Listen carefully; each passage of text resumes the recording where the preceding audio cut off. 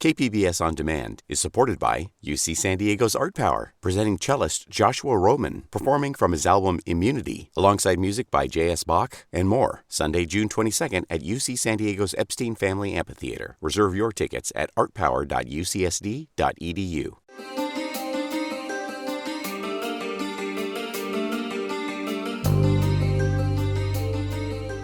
Welcome back to the KPBS Cinema Junkie podcast. I'm Beth Accomando. Today I kick off 5 weeks of horror-themed interview podcasts with an archive interview with Clive Barker from 2005. The first thing that strikes you about Clive Barker is the contrast between the man and his work. There's nothing in his outward demeanor to suggest that he's penned such dark fantasies as the Books of Blood, directed the horrific Hellraiser, and created such perverse sketches as throwing the Christ child over the edge of the world. Barker strikes one as refreshingly sane and immediately likable.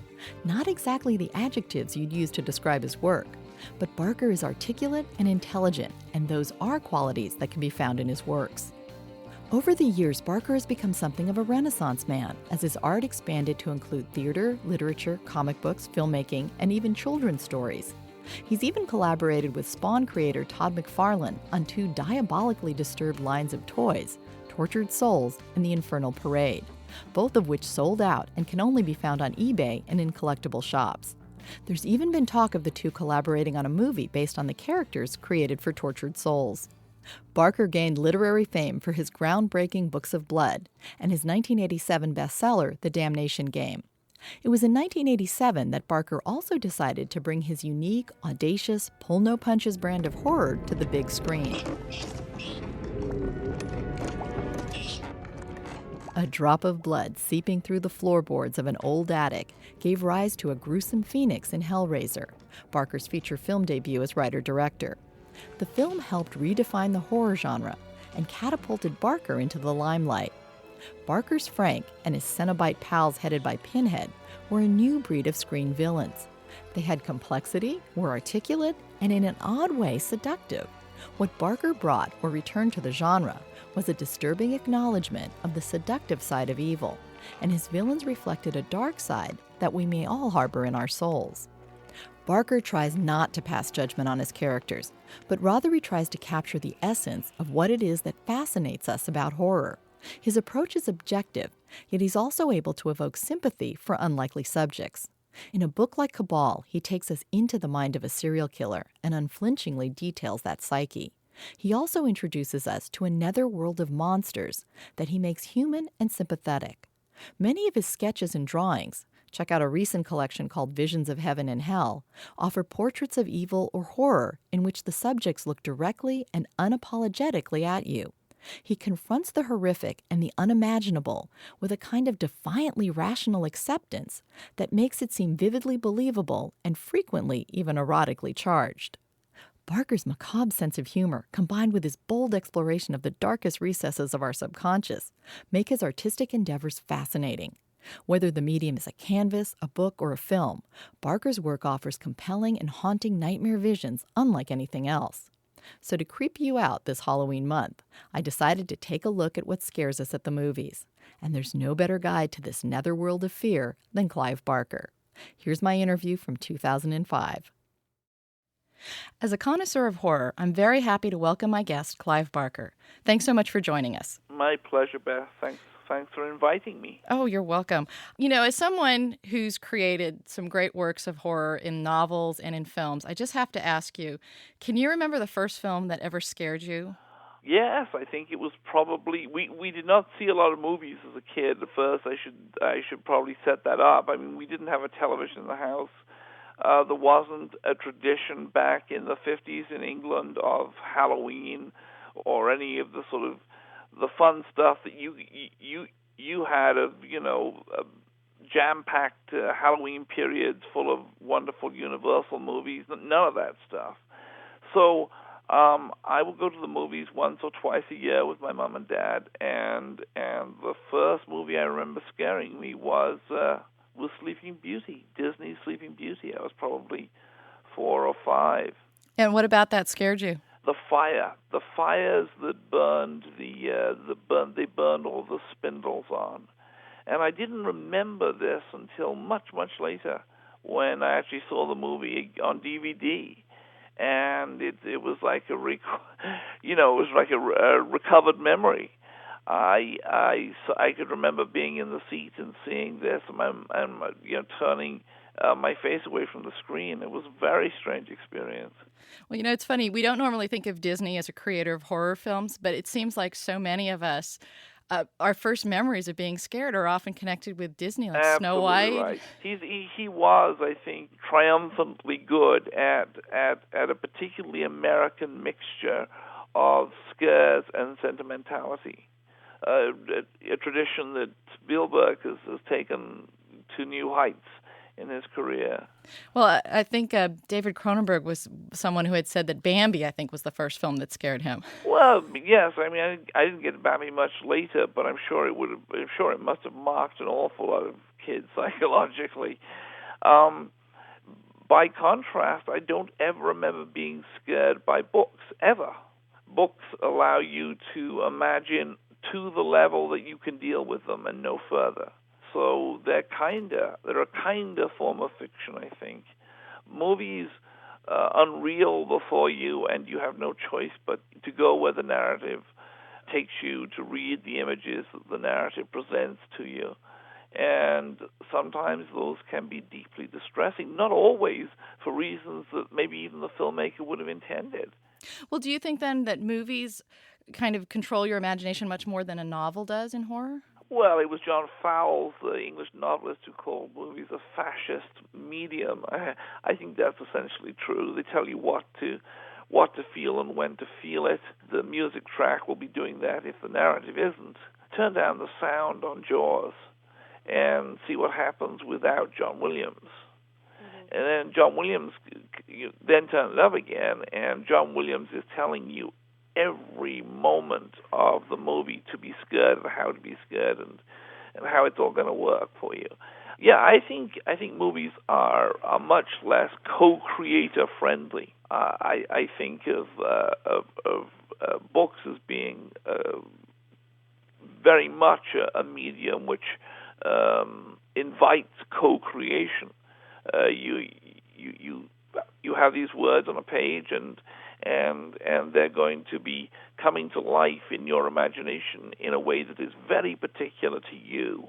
If you compare your version, let's say, of Narnia or Moby Dick with somebody else's version of Narnia or Moby Dick, in the particulars of its landscapes or the way the characters look, the creatures look, you're going to find all kinds of differences, things that have made the book yours.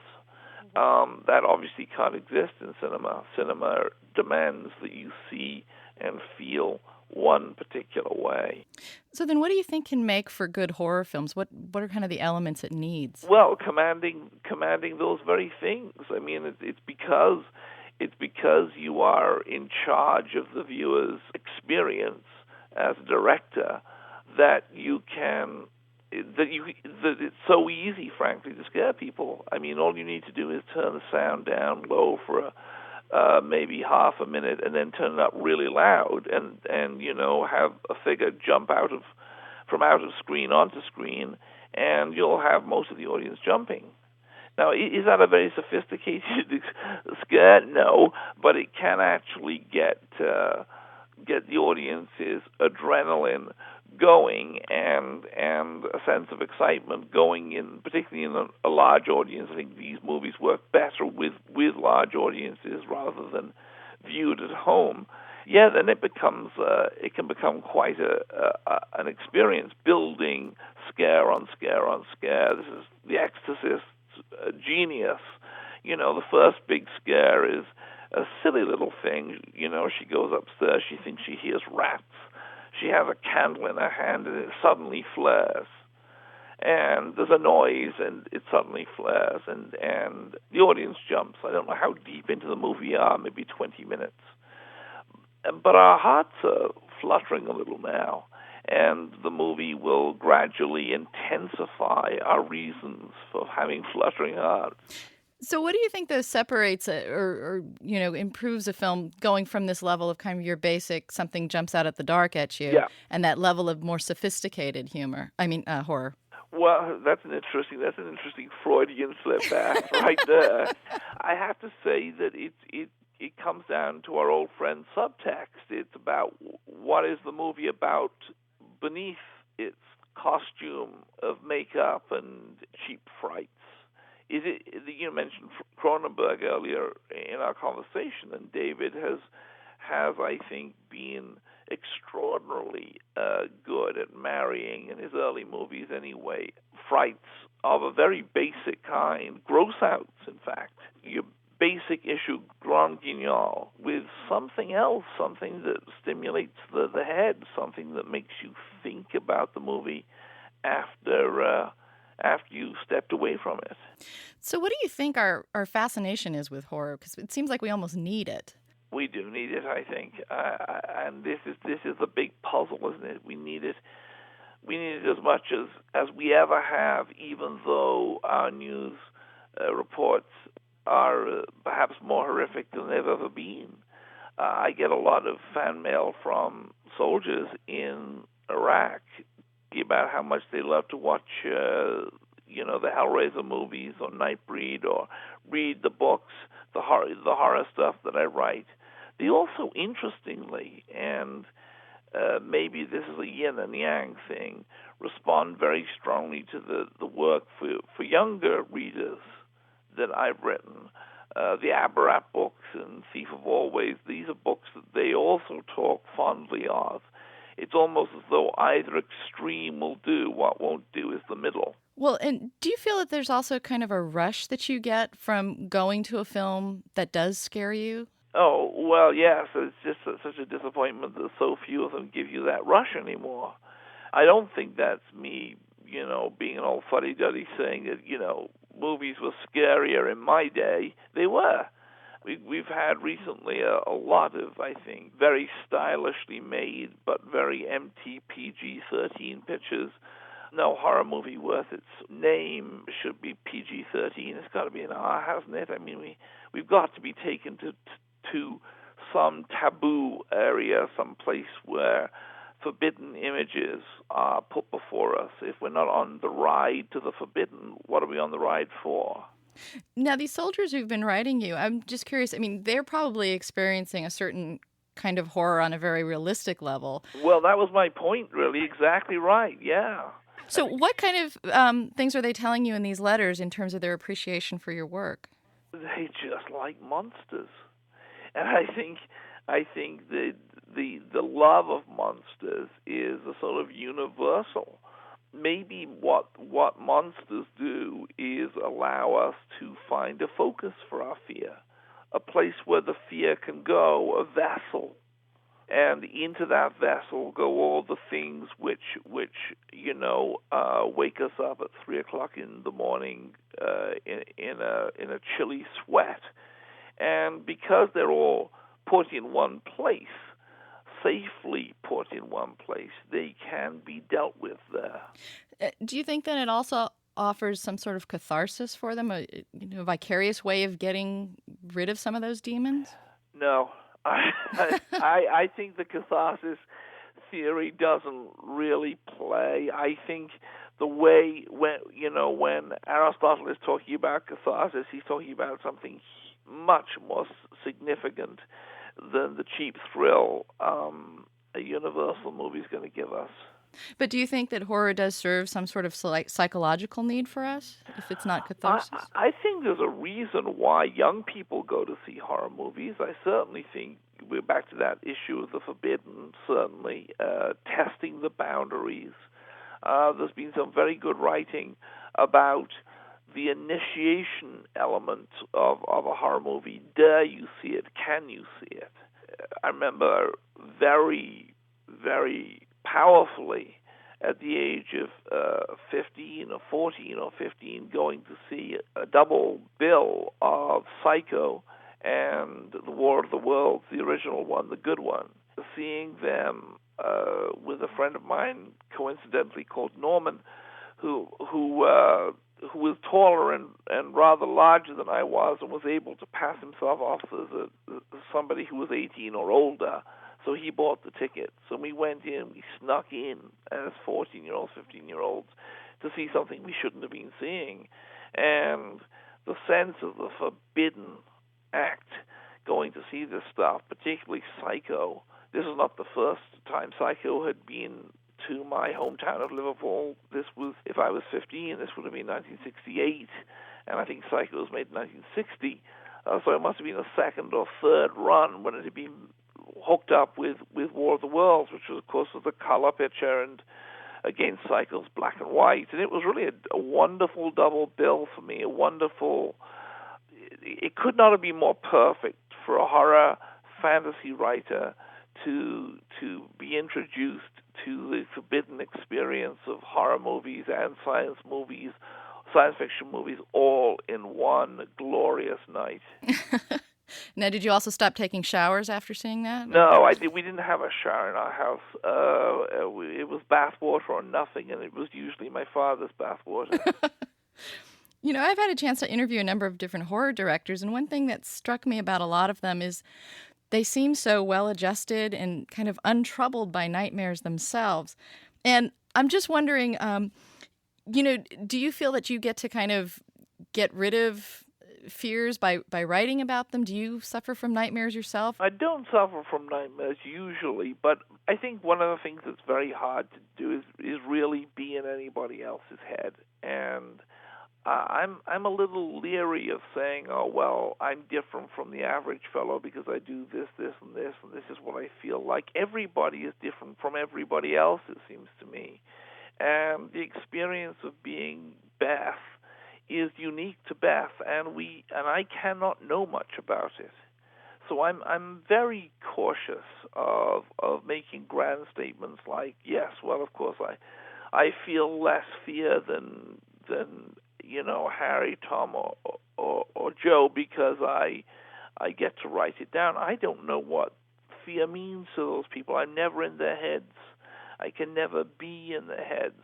What I do know is that when I look at the culture around me, I see people doing all kinds of things to make themselves, obsessive things, to make themselves a little happier in what must therefore be an unhappy condition, being human. Overeating, smoking, drinking themselves into oblivion, drugs, now reaching down into the preschool practically.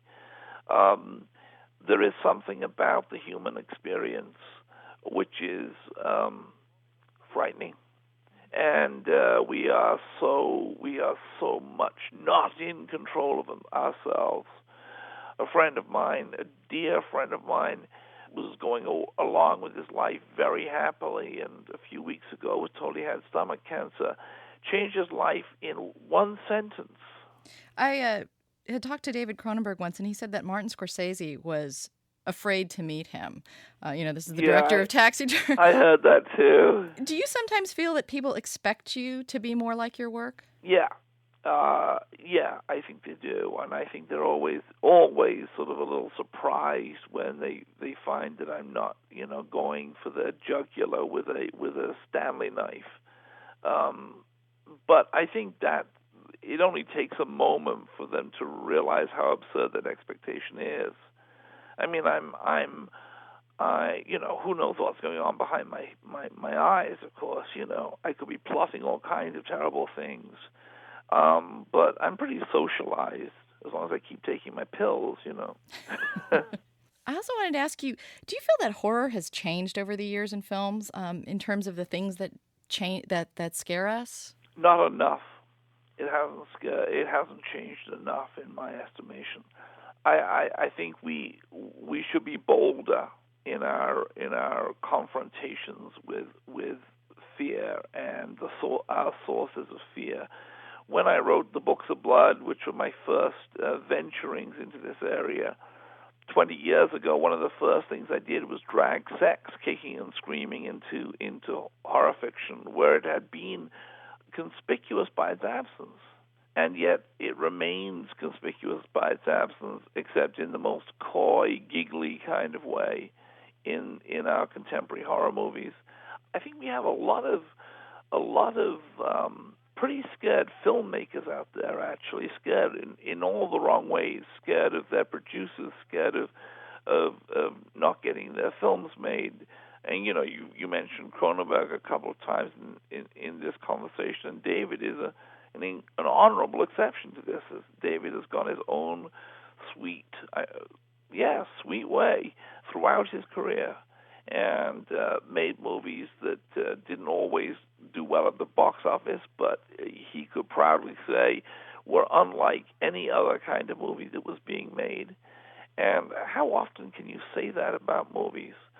So often movies these days resemble warmed-over versions of something that was better 20 years ago. Do you see anybody else besides Cronenberg who does get it right, either in the U.S. or England or even overseas, like in Asia? Yeah, I think we've seen a whole bunch of Japanese and Korean filmmakers get it right. I think Del Toro gets it right. His Spanish movie, The Devil's Backbone, for instance, was I thought, an extraordinary movie. Kronos, another movie by Del Toro, again, really wonderful, made for $250,000 or something like that. I think sometimes the slickness of the American product undercuts it. The remake of the Amityville Horror and the Texas Chainsaw Massacre were, in my mind, undone by their slickness. The remake of the Amityville Horror had a star who looked like he was so built up. He looked like he was ready for the Mr. Universe contest, and could certainly have wrestled any demon to the ground face to face. It was a Hollywood product, and it felt that way. Well, what about something like Land of the Dead with George Romero coming back to the horror genre? Well, I like George, and I like zombie movies, and I like that movie more, I think, for sentimental reasons than because it added a huge amount to the mythology which he's created. My favorite of those movies will always remain Dawn of the Dead, I think. Are there any films that scare you now? Very few. I'm much more likely to be, I'm not even going to say scared, moved in that interesting, dark way by something that appears on the news, frankly, than I am by movies. I've been watching horror movies now. Well, when did I say 1968 was when I snuck into Psycho. That's almost 40 years ago. I've been watching these movies for a long time. There are very few tricks left up, very few sleeves, I suspect, which I don't crow about at all. I'm just rather disappointed by, frankly. I'd much prefer to be a virgin again, and be able to enter the. I remember, for instance, suddenly comes back to me as we talk about it. I remember going to see the first Cronenberg movie. Why am I not remembering its name? They Came From Within? Yeah, They Came From Within. Its reputation had my hands clammy before the movie had started to play. Unfortunately, there aren't any movies around that do that anymore. You're both a filmmaker and a novelist, and I was just wondering if you could talk a little bit about, is there a different way that you approach horror in the different mediums? Oh, yes, absolutely. And I'm preparing some paintings for an exhibition here in Los Angeles for later in the year. And there are some paintings that are, I think, horror paintings that I'm making for this exhibition. And so there's three places that I'm working, with the notion of horror. And yes, absolutely, there are different ways I approach the whole process. Again, I would go back to that issue of how much can happen in the audience's head in a book, how much more room you have to mind meld with the audience, to share the audience's imaginative reserves and play a little, enjoy each other's company a little. movies are what they are. They play out the same way. You leave the cinema, a new bunch of audience members comes in, and the movie plays out in exactly the same way. Books aren't like that. They love our intimate contact. Now, you brought up your painting, and I just want to say there's one drawing I saw of yours that's of a young boy with his hands like firmly shoved into his pockets and looking straight up into a monster that is ready to devour him. Yeah. And it just seems like that kind of sums up your approach to horror. It sort of does. Thank you for that. Yes, that is a very old painting. That painting it's a black and white. It's a brush drawing. I want to say that's 1977, 1976. But the boy is looking up at the monster as if to say, I'm not really that scared of you. And the monster has it, which is sort of vaguely dragon-like, has its arms crossed on its chest, like a really, irritated parent who somehow or other can't get the kid to be scared of him. And yes, I think that's very much my relationship with horror. It's go on, scare me, scare me. I very much want that. That appetite has not gone away. I turned 53 4 or 5 days ago, and I am still waiting to be. I'm still hoping to be scared every time I go see a horror movie. I mean, the appetite remains intact. Well, I want to thank you very much for being my guest today, and you are still someone who is able to scare us, and I think that's wonderful, and please keep doing that. Thank you so much. It's been a real pleasure, and I do mean that. Thank you. Thanks for listening to another episode of the KPBS Cinema Junkie podcast. Today kicks off my month-long series of interviews about different aspects of horror. So look for more coming up this month, including episodes on Reanimator the musical, the psychology of the Babadook, and finding out what some of the first films that scared people are. So till our next Film Fix, I'm Beth Accomando, your resident cinema junkie.